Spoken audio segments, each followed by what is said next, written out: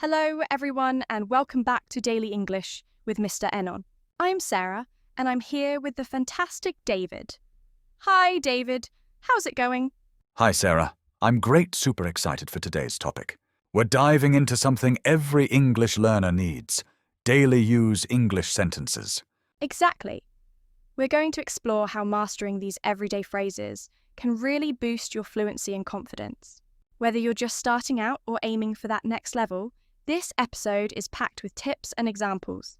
That's right, Sarah. We'll break down why these sentences are so important, how to learn them effectively, and give you tons of practical examples you can use right away. So, let's get started. First off, why are daily use sentences so crucial for English learners? Well, David, think about it. Daily use sentences are the backbone of everyday communication. They're the phrases we use constantly in conversations, whether it's ordering coffee, asking for directions, or just chatting with friends. Absolutely. They're the building blocks that help you express yourself smoothly and naturally. Instead of translating in your head, you can just pull these ready-made phrases from your memory. Exactly, and that's key to fluency. It's not just about knowing a lot of words, it's about being able to use them effortlessly in context. Daily use sentences give you that fluency.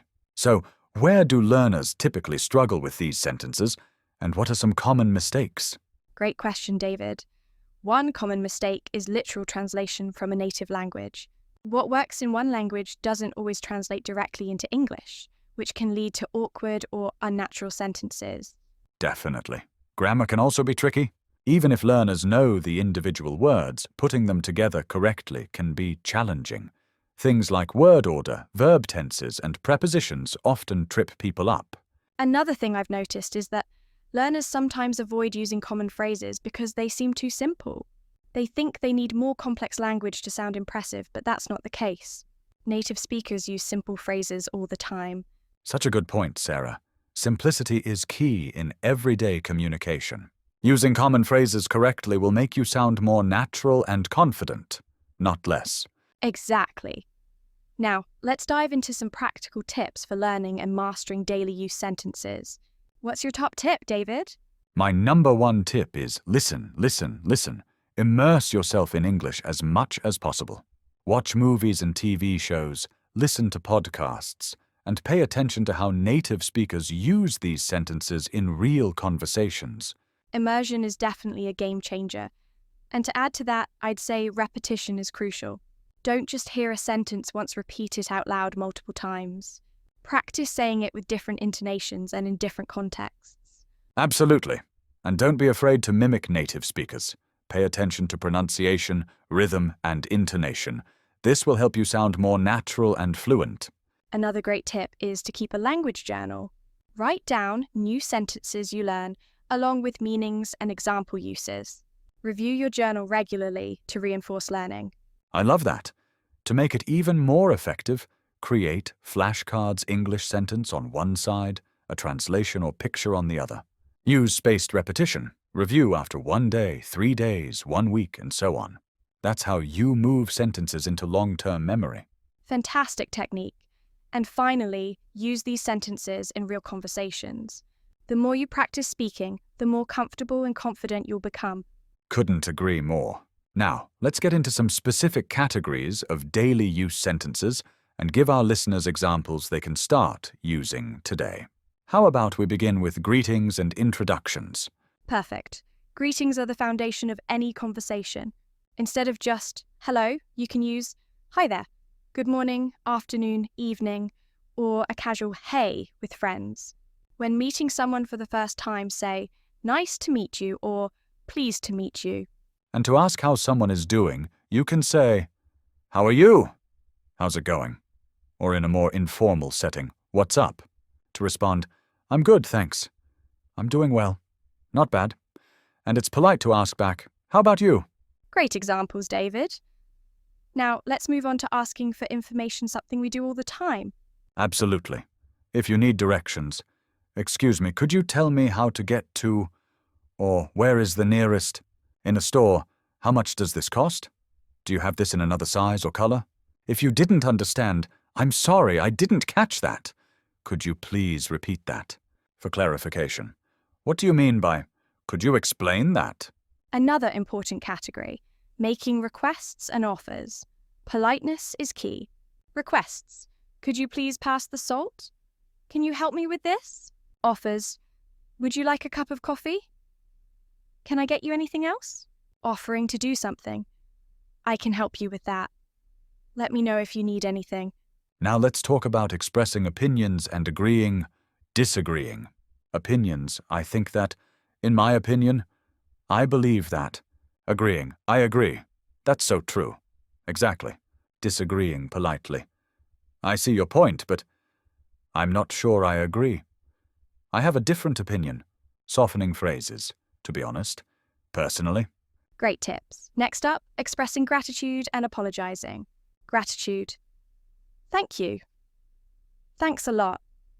I really appreciate it. Thank you so much. I'm so grateful. Apologizing. I'm sorry. I apologize. Excuse me.